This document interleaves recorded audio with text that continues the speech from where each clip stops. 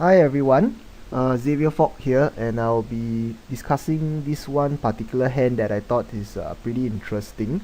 What happened was, well, I'll just go with the hand and I'll tell you what happens. There was a raise from the cut off, and I've that King 10 suited on the button.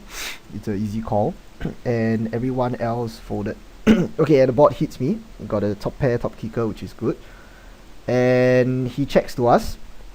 So okay, so what happens is that in these spots, I realized that I made the error, and together with some of my friends, we made the error of actually betting too big over here.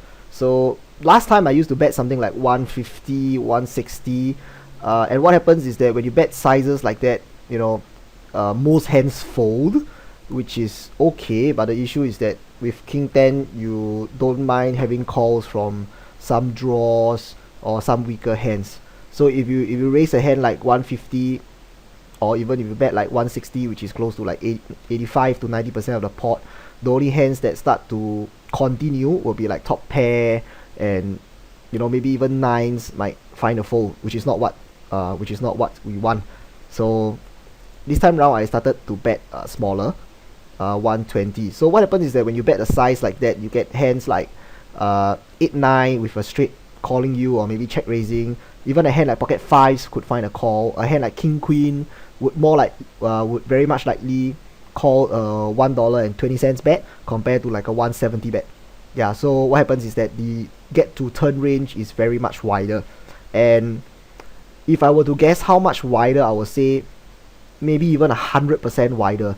Just think about it. If you bet something like a 170 here, you get 10, maybe pocket nines, maybe an ace king, ace queen to call. So that's like what? Very few hands. That's like 5% of hands. But if you bet like $1.10, $1.20 here, you get like pocket nines, maybe even pocket sixes calling, hands like 7, 8, hands like 9, 10. No, sorry, hands like 8, 9, hands like 9 jack, 2 over cards. So that's like what? That's like maybe 10 to 15% of the range compared to like just 5%.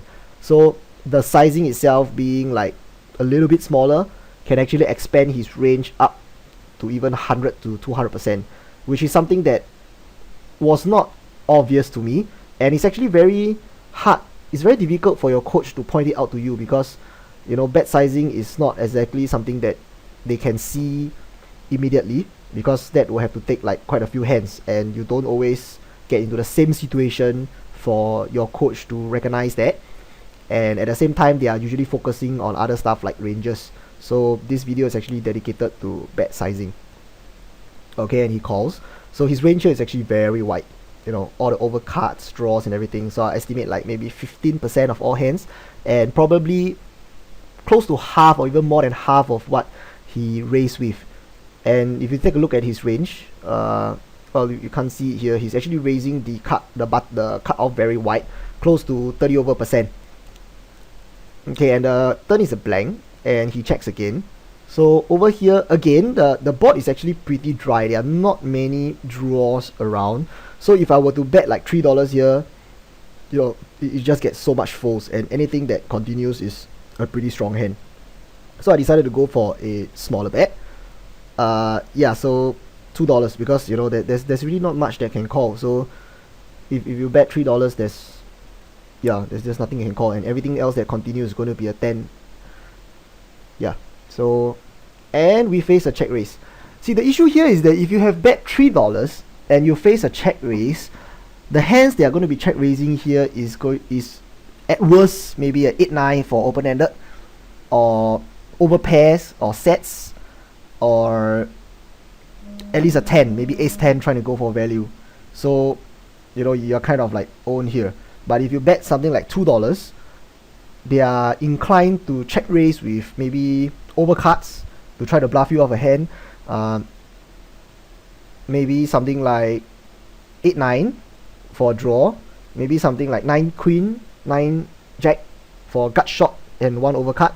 So the ranges get a lot wider, because your raise size is so small. It's less than half the pot, which then GTO play, I recall, encourages you to call with the top certain percentage of your hands. You know, I'm not too sure whether it's 50% or 40% or 30%, but I know it's usually between 40 to 60%.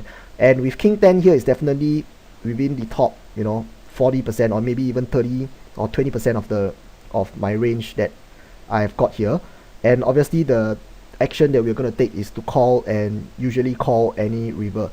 But if you have bet something like $3, the problem is that even if you're at the top 10% of your range with like aces here, you're still dead, because the only hands that are check raising you are sets, right? And like draws that have good equity against you. So I thought that this is something that we should really pay attention to, which is bet sizing, which is usually not exactly focused on. And I call. And the river card is, I mean, it completes 8-9.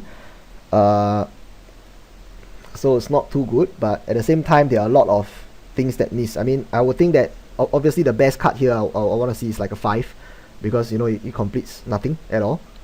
And there are still many draws there that miss, like a 9 jack, a 9 queen, 8 queen, 8 jack, you know, all these gut shots, and of course some overcards like, you know, jack queen, jack king, that also miss. And obviously here we have his cutoff range is also pretty wide, so we know that he has much more draws than normal 25-26% cutoff opening range, so he has like a lot more, and he jams, so we call. And he shows up with the draw.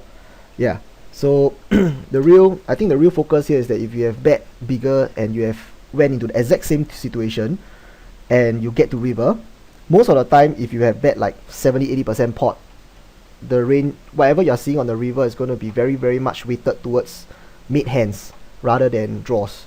So if you have a hand that is not a set, you know, something like that's medium strong, like a top pair, okay, medium kicker, top pair, okay kicker, you may not, your sizings may want to, you may want to think a little bit more about your sizings and make them in such a way where you get a maximum value from draws, and such that when you are check raised you can actually call 50% of the time, right? Because you aren't supposed to face, you are not supposed to fold everything to a check raise. But if you bet super big, only the strong hands raise you, how are you going to call half the time, because you're only facing sets? So you have to bet a sizing in such a way that if you face a check raise, you are still good half the time. Yeah, so, and in this case it happens to be a smaller bet sizing lah. Thank you for watching the video. That's the end.